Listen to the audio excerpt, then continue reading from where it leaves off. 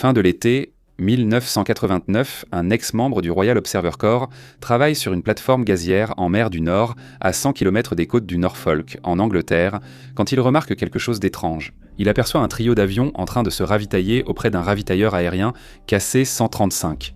2 des avions sont clairement des F-111. Mais le troisième est quelque chose que l'homme n'a jamais vu auparavant. Il est trop anguleux, même pour un avion militaire, et a la forme d'un triangle presque parfait. La formation disparaît bientôt de son champ de vision, se dirigeant vers la côte britannique.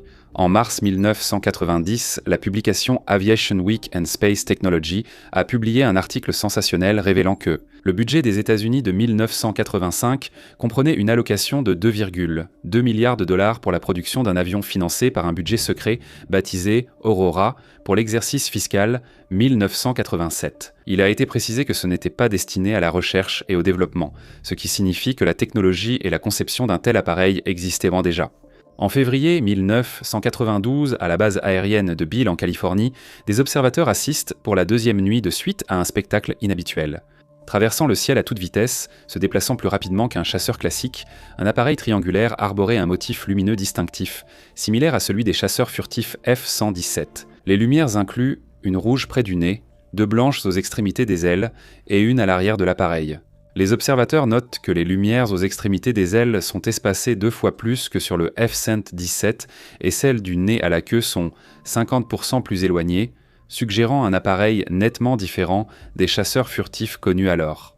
Ces observations, ainsi que d'autres s'étalant sur environ une décennie, sont parmi les seuls indices dont nous disposons quant à l'existence d'un avion espion secret, qui portait le nom de code Aurora. Dans les décennies qui ont suivi la première observation, de nombreuses théories ont circulé sur les capacités de l'avion, sa mission et même sur le fait qu'il existe vraiment, bien que les autorités aient toujours qualifié ces discussions de rumeurs et légendes urbaines. Aujourd'hui, nous allons vous raconter l'histoire de l'Aurora, l'avion espion officiellement inexistant. L'Aurora, si elle existe, serait un avion de reconnaissance construit vers le milieu des années 1980 et resté en service près d'une décennie. L'avion arbore un design triangulaire acéré et aurait servi à l'espionnage. Il aurait pu rappeler le XP-70 Valkyrie par sa conception. La Valkyrie pouvait atteindre Mach 3, soit plus de 3200 km/h, conçu dans les années 1950 comme bombardier stratégique supersonique pour un conflit jugé inévitable contre l'Union soviétique durant la guerre froide. À Mach 3, elle aurait été quasiment immunisée contre l'interception par des avions intercepteurs, seul moyen fiable à l'époque de stopper les bombardiers. L'Aurora ayant été développée et déployée 30 ans après, il est logique de conclure qu'elle a surpassé la Valkyrie. Les détails concrets sur les capacités de l'Aurora sont rares, son existence reposant surtout sur des rumeurs et quelques témoignages visuels. Et ces témoignages se contredisent de parfois. Certains observateurs ont noté que l'avion faisait peu de bruit, voire aucun, ce qui est logique pour un avion espion. D'autres ont rapporté que des avions semblables à l'Aurora apparaissaient lors de fortes détonations, suggérant qu'ils pouvaient dépasser le mur du son et provoquer des bangs soniques. La vitesse du son dépend des conditions atmosphériques, mais les avions franchissant le mur du son doivent généralement atteindre au moins 1200 km/h. Les raisons de la divergence dans les témoignages des témoins oculaires pourraient s'expliquer ainsi. Bien que l'Aurora soit capable de dépasser la vitesse du son, on ignore cependant de combien. Ces pilotes préféraient ainsi généralement voler à une vitesse inférieure afin de rester discrets pendant que l'appareil était testé ou utilisé pour la surveillance. En ce qui concerne les composants internes de l'avion, nous avons peu d'éléments pour deviner comment l'Aurora aurait pu être conçu. Il aurait pu s'inspirer de la Valkyrie, qui gérait la surchauffe en faisant circuler le carburant le long des surfaces exposées aux plus fortes variations de température. Mais tout cela reste essentiellement une conjecture sur une conjecture. Puisqu'on sait si peu de choses sur l'avion, il est également difficile de déterminer la chronologie de l'Aurora. Les spéculations sur l'avion ont débuté en 1990 avec la publication de cet article d'Aviation Week and Space Technology, déjà mentionné. C'était pour la production de quelque chose appelé Aurora en 1985, donc il est logique que la technologie de l'Aurora ait été recherchée et développée plus tôt. Puisqu'il n'existe aucun dossier définitif sur le développement de l'Aurora, le budget de 1985 est le point de départ officiel des rumeurs. Le budget ne précise pas le type d'avion qu'est l'Aurora, alors pourquoi le considère-t-on comme un appareil de reconnaissance ? C'est à cause de l'emplacement de la ligne budgétaire qui finançait Aurora. Le financement de l'Aurora est apparu juste après celui du TR-1, un avion de reconnaissance à haute altitude, également connu sous le nom d'avion espion. On pensait que l'Aurora était une tentative de remplacer le SR-60 et 11 Blackbird. Le Blackbird, initialement conçu comme avion de combat pour protéger les TR-1, s'est révélé plus efficace pour la reconnaissance, ce que la CIA a finalement reconnu. L'Aurora aurait pu être un projet d'avion de combat visant à remplir ce rôle ou à perfectionner le Blackbird pour de meilleures missions d'espionnage. Quoi qu'il en soit, le financement semblait être de 80 millions de dollars pour 1986, puis il a bondi massivement à 2,2 milliards de dollars en 1987. En 1989, des témoins rapportaient avoir vu un avion noir, triangulaire, rapide et silencieux. La même année, des témoins au Nevada ont signalé un avion triangulaire, survolant rapidement et à haute altitude le désert de Mojave tôt le matin, entre 6 et 7 heures. Ils ont remarqué que ces traînées de condensation, la vapeur d'eau derrière l'avion, avaient une forme inhabituelle, des beignets enfilés sur une ficelle, soit des anneaux autour d'une ligne. Ce motif inhabituel de traînées de condensation a souvent été par la suite associé à Aurora. 1991 a vu une série d'observations proches d'Aurora, mais rien de définitif. Des bangs supersoniques inhabituels ont retenti dans le sud de la Californie. Les sismologues ont confirmé qu'ils venaient de l'air, indiquant qu'un objet, sans doute un avion, avait franchi plusieurs fois le mur du son. Des bangs similaires ont aussi été signalés en Floride à la même période. Début 1992, un événement plus directement lié à Aurora est survenu. L'avion a été vu chargé dans un C-5 au Skunk Works de Lockheed Martin. Pour ceux qui ne le savent pas, un C-5 est un grand avion de transport militaire, tandis que Skunk Works est le nom informel des programmes de développement avancés de Lockheed Martin. La présence d'Aurora au Skunk Works serait logique, puisque Lockheed travaille sur des technologies militaires avancées et très secrètes. Transporter un appareil de la taille d'Aurora dans un C-5 semblait peu pratique, malgré la description générale de l'avion transporté, qui correspondait à ce qu'on en savait à l'époque. On pense que l'objet ressemblant à Aurora transporté était en fait un drone hypersonique lancé depuis le plus grand avion Aurora. Quelques années après le début des années 90, l'histoire d'Aurora commençait à gagner du terrain auprès du grand public. Le 3 juillet 1992, le Washington City Paper a publié un article affirmant que les preuves s'accumulent selon lesquelles le programme secret du Pentagone a produit un super avion espion. L'article citait principalement Jim Maury, un sismologue qui avait enregistré une série d'événements soniques sur son sismomètre. Ce sismomètre réagissait, puis des appels arrivaient pour confirmer la perturbation. En tant que sismologue, Maury avait l'habitude d'étudier les mouvements de la croûte terrestre, mais ce n'était pas ce qui se passait ici. Les mouvements terrestres, tels qu'un tremblement de terre, ont un schéma distinct que ces événements ne présentaient pas. Maury pensait plutôt à des perturbations de l'air. De plus, les événements semblaient tous se produire en même temps, entre 6 et 7 heures du matin le jeudi. Une régularité frappante pour un phénomène naturel. Le plus étrange, c'est que des responsables de l'armée de l'air ont tenté de convaincre Maury qu'il avait tort, que les bangs supersoniques provenaient en réalité d'un avion effectuant des exercices près d'une base côtière à Pointe-Mugu. Mais cela était faux. Les données de Maury montraient que les bangs supersoniques venaient du nord-est, en direction du Nevada, un état enclavé peu réputé pour ses bases côtières. Il a également été jugé étrange que l'armée de l'air ait pris la peine d'essayer de rectifier les faits. Bill Sweetman, spécialiste de la technologie chez Jane's Information Group et auteur sur les avions militaires, affirme « Je n'ai jamais entendu parler de personnes travaillant sur des programmes secrets tentant d'étouffer des rumeurs ou commentaires. En ce qui les concerne, si vous vous trompez complètement, cela les arrange. » Plus tard cette année-là, Sweetman affirmera que la fréquence des bangs supersoniques indique que l'appareil qui les cause est désormais opérationnel. D'autres témoignages sont apparus durant l'été 1992, notamment en Californie, où des observateurs ont vu un avion au profil semblable à celui du XB-70 Valkyrie, auquel l'Aurora est censé ressembler. Les preuves de l'Aurora en 1993 sont rares, et celles de 1994 restent surtout spéculatives.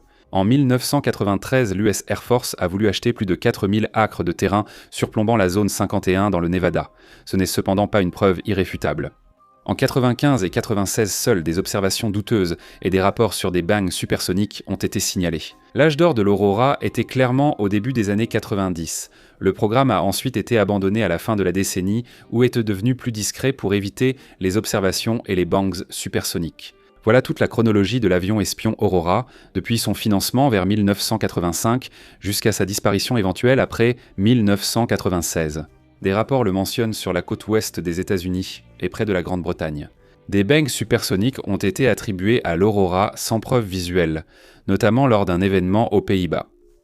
L'Aurora, si elle a existé, a sans doute causé certains de ces bangs supersoniques, mais pas tous. Mais la vraie question demeure, l'Aurora a-t-elle vraiment existé ? Le dossier en faveur de l'Aurora.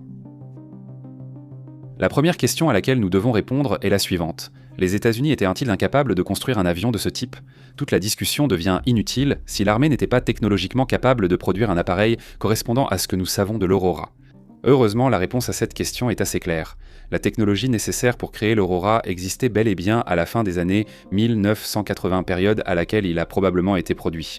Rappelez-vous, l'Aurora était censé ressembler au XB-70 Valkyrie qui a été fabriqué.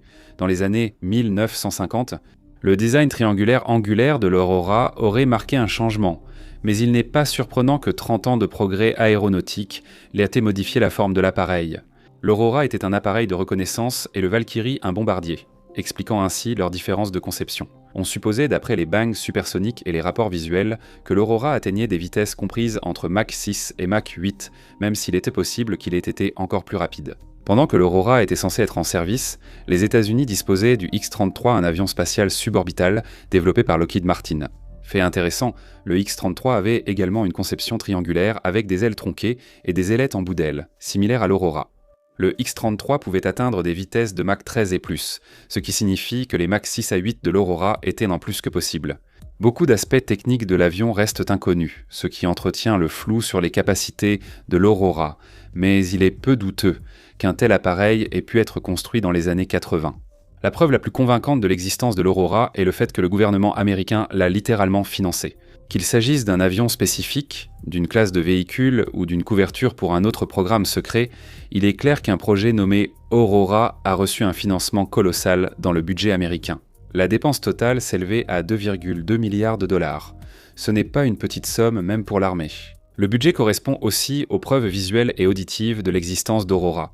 Avec une production prévue pour commencer durant l'exercice fiscal de 1987, les experts du secteur ont supposé que l'armée américaine pourrait disposer d'un modèle opérationnel en service d'ici 1990, ce qui coïncide avec la hausse soudaine des signalements d'aéronefs triangulaires causant des bangs supersoniques dès le début des années 1990 avec un pic vers 1992. Les rumeurs sur un avion de pointe amplifiées par des médias sensationnalistes cherchant le scoop peuvent entraîner une mauvaise interprétation de phénomènes courants. Même si des vols et bangs supersoniques d'avions connus sont attribués à l'Aurora, cela n'explique pas pourquoi il a été vu à la fois aux États-Unis et au Royaume-Uni. Les rumeurs non confirmées sur un avion espion secret ont peu de chances de circuler au-delà du sud-ouest, et encore moins sur un autre continent, sans preuves concrètes. Les observations dans les deux pays montrent qu'il y avait du feu, pas seulement de la fumée. Bien que le gouvernement britannique ait publiquement minimisé les rapports sur Aurora, il les a pris bien plus au sérieux en privé. Des documents obtenus via la loi sur la liberté d'information ont révélé que l'enquête sur les rumeurs a mis à mal la relation spéciale entre les deux pays.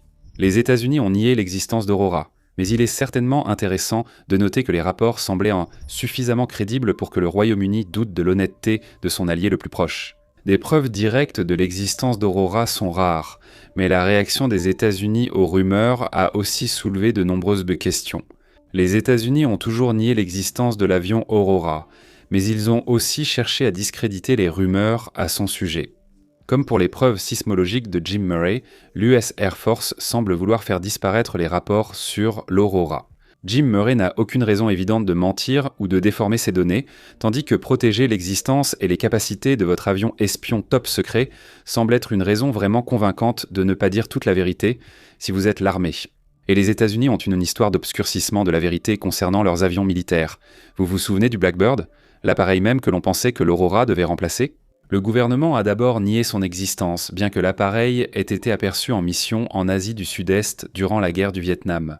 Enfin, il existe quelques autres éléments de preuve circonstancielles qui ne pointent pas directement vers l'Aurora, mais plutôt vers l'idée que le développement et la production d'avions se sont déroulés en secret à l'époque où il était censé être actif.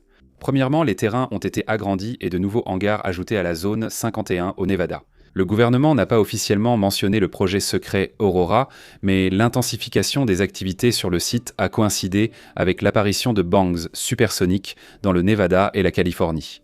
Ensuite, il y a l'étrange délai dans l'annonce des avions furtifs. Alors que les États-Unis ont reconnu l'existence de plusieurs avions furtifs dans les années 90, notamment le F-117, le bombardier B-2 et le chasseur F-22.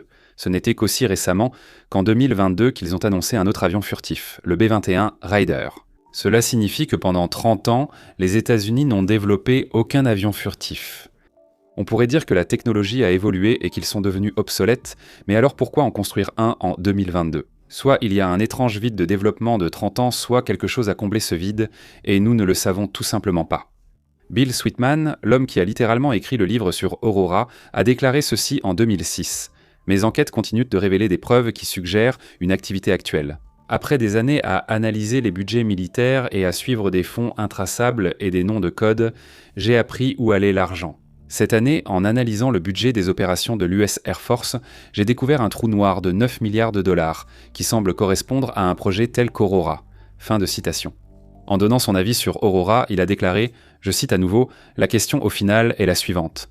Aurora existe-t-il » Des années de recherche m'ont amené à croire que oui, Aurora est très probablement un projet en développement actif, stimulé par des avancées récentes qui ont permis à la technologie de rattraper l'ambition qui a lancé le programme il y a une génération.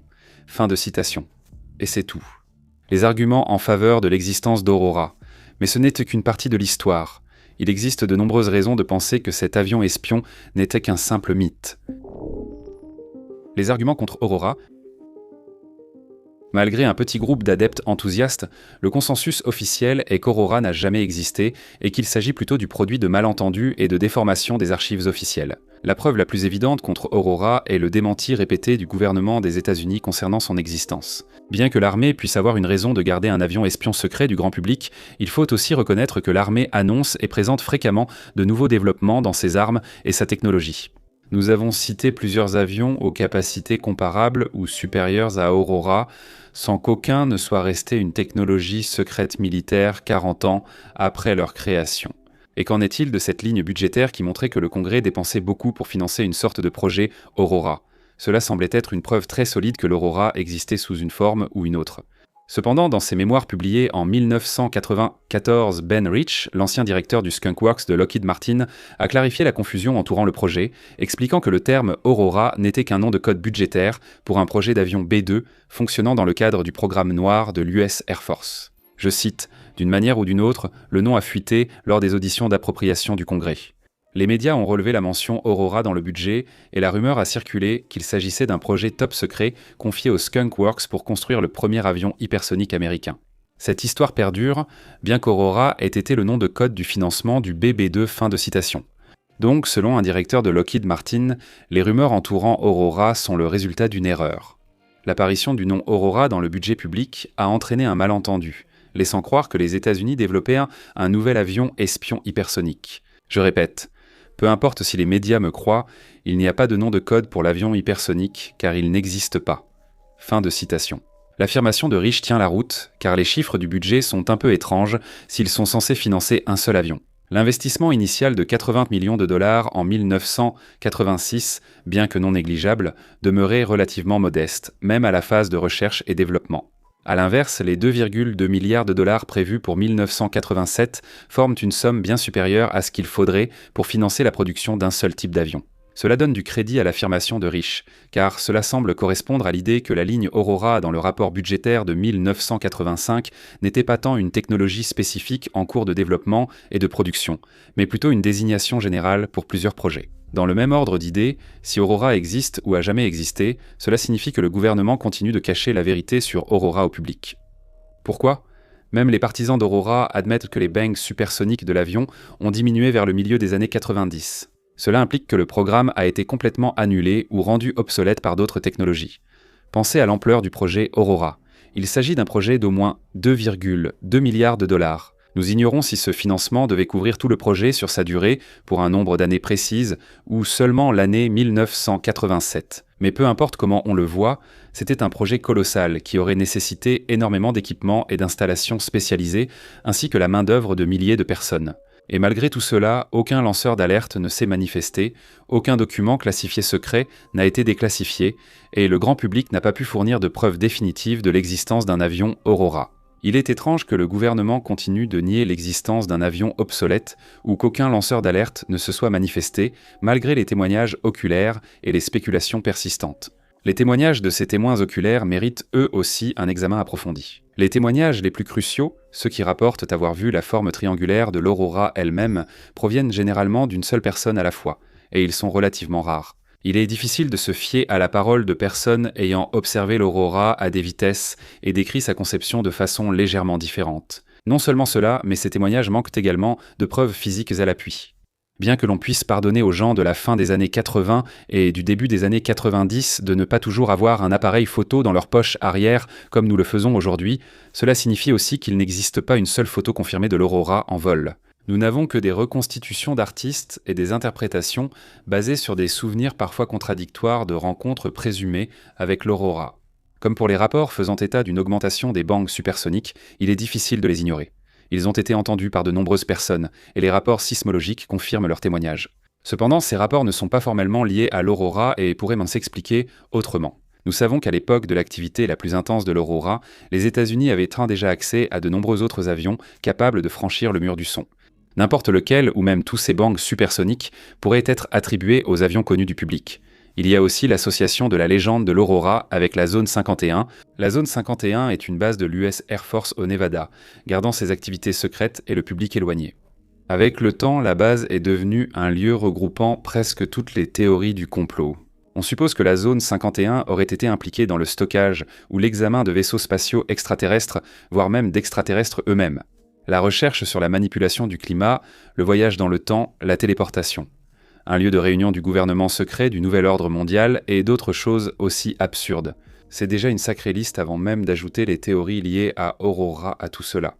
Bien qu'Aurora soit parmi les théories du complot les moins farfelues liées à la zone 51, cela invite tout de même à réfléchir, cet engin étant associé au lieu le plus célèbre pour ce type de spéculation.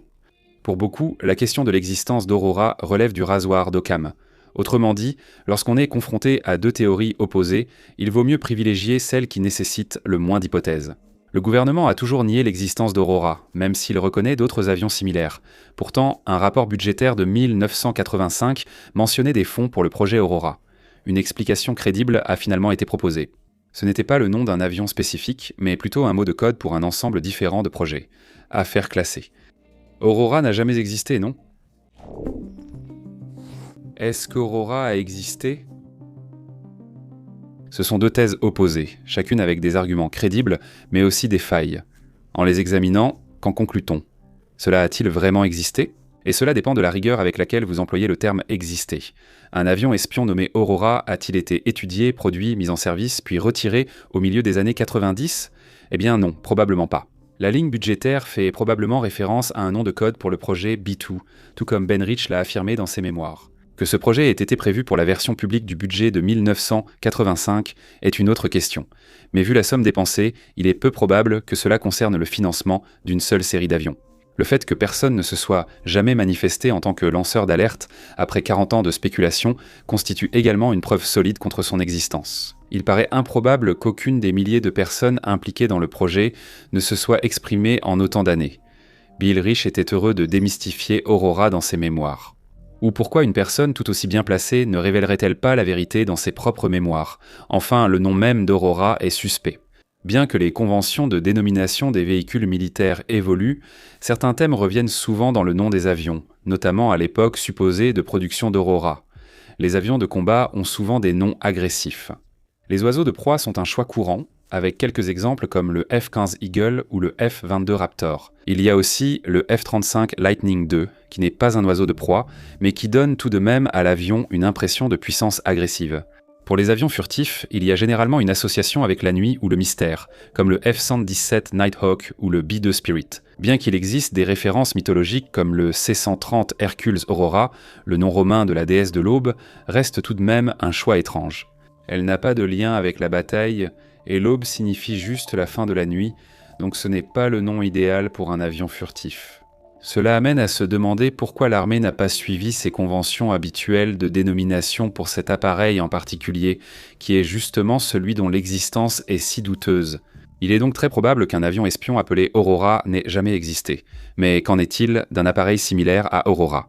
Est-il possible qu'il y ait eu un avion secret ou un prototype d'avion qui était en service actif entre 1985 et 1995, et cela semble plus défendable. La hausse des bangs supersoniques au Nevada et en Californie du Sud montre qu'un changement a eu lieu à la fin des années 80, Notre ami le rasoir d'Occam entre à nouveau en jeu ici, car l'explication la plus simple pour l'afflux soudain de bangs supersoniques est que l'US Air Force avait intensifié les essais d'un nouvel avion espion capable de franchir le mur du son. Bien que les témoins oculaires directs d'un avion de type Aurora soient donc rares, il existe au moins un témoignage crédible, et c'était l'un des tout premiers, que nous avons d'ailleurs déjà mentionné. Travaillant sur une plateforme gazière en mer du Nord, à 100 km au large du Norfolk, au Royaume-Uni, Chris Gibson a vu 3 avions en vol. Il a reconnu 2 F-111 sans pouvoir identifier le troisième, à la forme triangulaire étrange. Après le ravitaillement, les avions sont partis pour l'Angleterre. Gibson n'était pas un témoin ordinaire, fort de plus de 10 ans d'expérience au Royal Observer Corps. Le Royal Observer Corps est une organisation de défense civile chargée de détecter, identifier et signaler les avions dans l'espace aérien britannique. Avec son expérience sur tout type d'avion, il est surprenant qu'il n'ait pu identifier l'appareil triangulaire ni citer un modèle connu lui ressemblant. En parlant de l'incident, Gibson a déclaré ceci: « Il n'y avait aucun précédent pour cela. J'ai en quelque sorte compris que c'était quelque chose que je n'aurais pas dû voir. » Le gouvernement britannique a sérieusement envisagé une incursion d'avions furtifs américains sur son territoire, ce qui crédibilise le témoignage de Gibson. Le moment aussi relève d'une étrange coïncidence. Même si le budget de 1985 ne mentionne sans doute pas un appareil Aurora, l'arrivée soudaine de fonds en 1987 coïncide avec la hausse des observations et des bangs supersoniques dès 1989. Cela accrédite l'idée qu'un avion espion supersonique ou hypersonique a été produit et testé à la fin des années 80 et au début des années 90. Les preuves suggèrent que, même si l'avion espion Aurora n'a probablement pas existé sous ce nom, l'US Air Force aurait testé et déployé un appareil supersonique avant que le projet ne soit annulé ou remplacé par une autre technologie vers le milieu des années 90. En fin de compte, l'existence d'Aurora dépend du point de vue de chacun. Il existe assez de preuves pour appuyer les deux avis. Même si l'existence d'un avion espion appelé Aurora reste douteuse, l'hypothèse qu'un autre avion espion ait été testé et déployé à l'époque d'Aurora est bien plus crédible. Il est presque impossible de prouver qu'une chose n'existe pas. Si Aurora existe, le gouvernement américain continue simplement de le nier.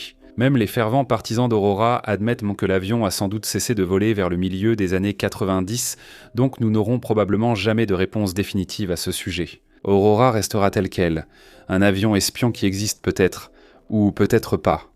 Merci d'avoir regardé.